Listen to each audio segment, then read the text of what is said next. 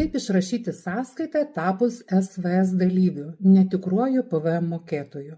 Tai jeigu jau gavai SVS kodą, PVM kodą, tas kodas nieko nesiskiria nuo įprastinio PVM mokėtojo, LT ir ten tie visi skaičiai, bet ir sąskaitą turi išrašyti PVM. PVM sąskaita faktūra, bet ten, kur yra suma, PVM nurodyti nereikia. Tau nereikia nei mokėti pridėtinės vertės mokesčio, jeigu tavo pajamos nesiekia 45 000 eurų, nei sąskaitoje, PVM sąskaitoje faktūroje jo išskirti.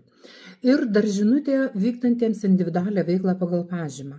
Jeigu iki šiol naudodavai pinigų apskaitos principą pajamoms pripažinti, pagal pinigų gavimo datą, tai pasirinkus SVS, gavus SVS kodą, gavus PVM mokėtojo kodą ir tapus SVS dalyviu, netikruoju PVM mokėtoju, bus prievolė savo pajamas apskaityti kaupimo principu, tai reiškia pagal sąskaitos faktūros, PVM sąskaitos faktūros išrašymo datą. Tai du tokie pagrindiniai dalykai, kuriuos dabar matau, kad žmonės klausinėja socialinėje erdvėje, tai tiesiog tavo žiniai, kad būtų paprasčiau gyventi pelningo verslo.